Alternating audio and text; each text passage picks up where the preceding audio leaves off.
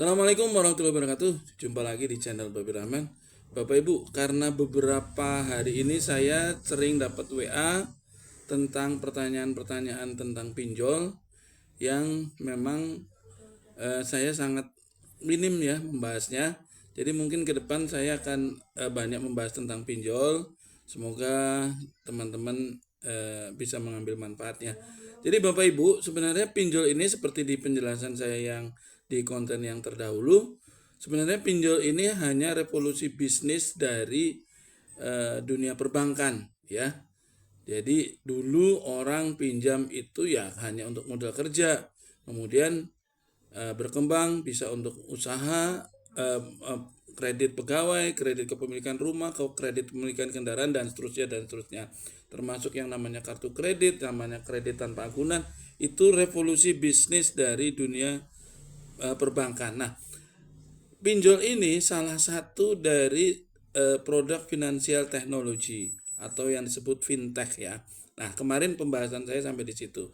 Nah, karena dia tidak ada pertemuan secara fisik, tidak ada pertemuan offline, semua sifatnya online, maka pemerintah dalam regulasinya mengatur supaya pinjol itu punya bukti bahwa dia telah menyalurkan kredit kepada seseorang, maka dengan finansial teknologi yang dimilikinya, maka pinjol itu terutama pinjol yang legal ya, kita bicara adalah pinjol legal, itu diberi kewenangan untuk mengakses yang namanya Kamilok. Kamilok itu apa? Kamera, mikrofon, dan location. Kamilok ya. Nah, tujuannya apa? Tujuannya bahwa untuk memastikan bahwa pinjol tersebut telah memberikan kredit atau akan memberikan kredit kepada orang yang sesuai aplikasinya diajukan, sesuai dengan KTP yang diisi, sesuai dengan data yang dituliskan, gitu ya.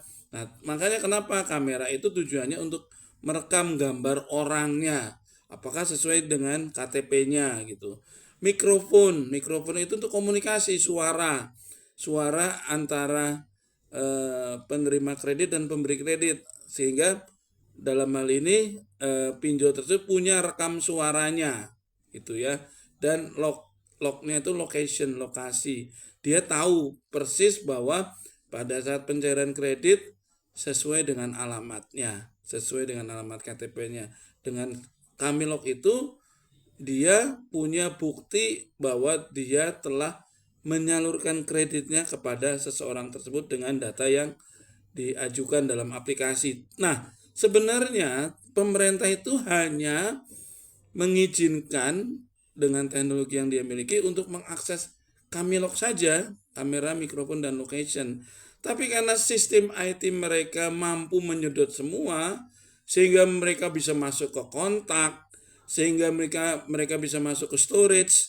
Nah, akhirnya data yang ada di HP itu disedot semua. Karena mereka akhirnya bisa memanfaatkan, bisa menghubungi kontak-kontak yang ada di HP tersebut, bisa mengakses gambar-gambar yang ada di storage, baik yang gambar-gambar sifatnya umum ataupun yang pribadi mungkin. Nah, itu bisa dijadikan senjata. Karena pada dasarnya karena pinjol ini tidak ada jaminan, tanpa jaminan, maka mereka menggunakan data pribadi debitur itu untuk senjata agar debiturnya bisa ditekan untuk membayar, agar bisa diancam dengan data yang dia miliki untuk bisa digunakan sebagai alat tekan untuk membayar, dengan ancaman akan disebarkan, misalnya dia punya foto-foto yang pribadi gitu bisa disebarkan. Nah, akhirnya debiturnya ketakutan. Nah, inilah kenapa yang mengakibatkan korban pinjol jauh lebih besar daripada korban perbankan pada umumnya. Bahkan sekarang pun perbankan juga banyak yang meniru pola-pola pinjol ya. Nah, saya mau sampaikan Bapak Ibu, WA ataupun telepon yang radanya mengancam itu cuman ancaman doang ya. Cuman ancaman saja. Yang saya sering dapat kiriman yang ancaman mau membunuh sekeluarga, mau membunuh nanti di jalan, dia sudah tahu posisi kita ada di mana, dia tahu aktivitas kita hari ini mau kemana, seolah-olah dia tuh seperti intelijen, dia tahu persis, padahal itu semua ngarang. Bahkan kadang-kadang mereka pandai berimprovisasi. Dia kirim foto, ada beberapa orang yang sedang duduk-duduk, dia bilang bahwa kami sedang ngaso dulu dari istirahat dulu dari kunjungan ke beberapa orang, sebentar lagi ke situ gitu.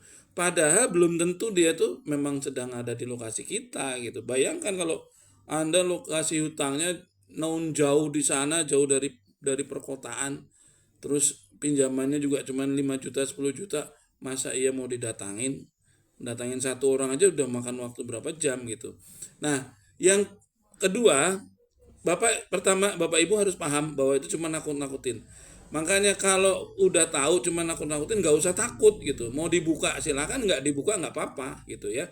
Jadi itu pertama. Dan bayangkan mereka yang nelpon, yang WA itu kadang-kadang juga nggak dari kantor. Mereka kadang-kadang cuma pegawai-pegawai freelance yang biasanya fresh graduate, yang mereka daripada nggak kerja, daripada nggak punya duit, akhirnya kerjaan kayak gitu dengan gaji di bawah UMR pun dia mau gitu. Karena dia itu sebenarnya diiming-imingnya itu dari prosentase prosentase uang yang dia bisa berhasil tagih. Itu yang gede, sekitar 15-20%. Jadi kalau dia bisa nagih 10 juta ya berarti dia dapat 2 juta hari itu. Hari itu kalau besok dapat 10 juta lagi berarti dapat 2 juta lagi. Seolah-olah gede, makanya banyak tertarik. Tapi rata-rata itu anak-anak muda, fresh graduate yang mungkin sepantaran usia anak-anak kita. Bayangin aja, masa anak kita diancam ditakut-takutin, anak kita takut. Nah, gitu cara berpikirnya ya. Mereka seumuran anak kita, nggak usah takut. Terus kalaupun datang, mereka biasanya pihak ketiga yang diajak kerjasama oleh perusahaan pinjol tersebut. Terutama pinjaman-pinjaman yang sudah macet di atas 90 hari, itu tidak boleh ditagih. Harus diserahkan kepada pihak ketiga. Undang-undangnya bilang itu, kalau kemacetan sudah lebih dari 90 hari, diserahkan kepada pihak ketiga, dan pihak ketiga itu bisa dari sebuah lembaga penagihan atau dari kantor pengacara. Nah, biasanya kalau seperti itu mereka jauh lebih sopan ya, karena Bapak Ibu bisa minta datanya, ID card-nya, bisa minta KTP-nya, bisa minta surat tugasnya, sehingga mereka juga beresiko kalau melakukan tindakan-tindakan yang melanggar hukum, mengancam dan sebagainya, itu pasti mereka nggak mau malah, dan itu pasti mereka sopan. Yang penting jangan janji kalau didatangi, jangan takut. Nih poin penting yang kedua, jangan takut. Anda itu bukan maling, Anda bukan penjahat, Anda bukan teroris, Anda bukan perampok, Anda bukan pembunuh, Anda cuma salah satu dari sekian juta orang di luar sana yang sedang bermasalah dengan pinjamannya, dengan angsurannya. Cuman itu aja kok. Kenapa harus takut? Kalau Anda takut, Anda semakin ditekan. Kalau Anda panik, Anda semakin ditekan. Jadi jangan takut, jangan panik, pastikan dalam hati saya pasti bayar kok. Jadi nggak takut gitu. Ya, kayak gitu ya Bapak Ibu. Jadi sekali lagi, semua ancaman-ancaman itu sifatnya hanya teror, tidak akan direalisasi. Tidak perlu takut. Kalau mereka bilang dalam perjalanan ke situ, ya mungkin bisa jadi seperti itu. Tapi kalau mereka datang beneran, itu malah sopan. Nggak mungkin kasar seperti yang ada di omongan-omongan seperti itu gitu ya. Nah, meminimalisir membuka WA itu jauh lebih bijaksana kalau Anda psikologinya belum siap. Tapi kalau udah siap, mau dibuka mau enggak ada masalah. Anda juga niatnya mau bayar kok suatu ketika nanti gitu ya. Semoga Allah mudahkan dan di lapangan rezekinya bisa menyelesaikan utangnya, dan jangan pernah utang untuk bayar utang. Jangan gali lubang untuk bayar utang.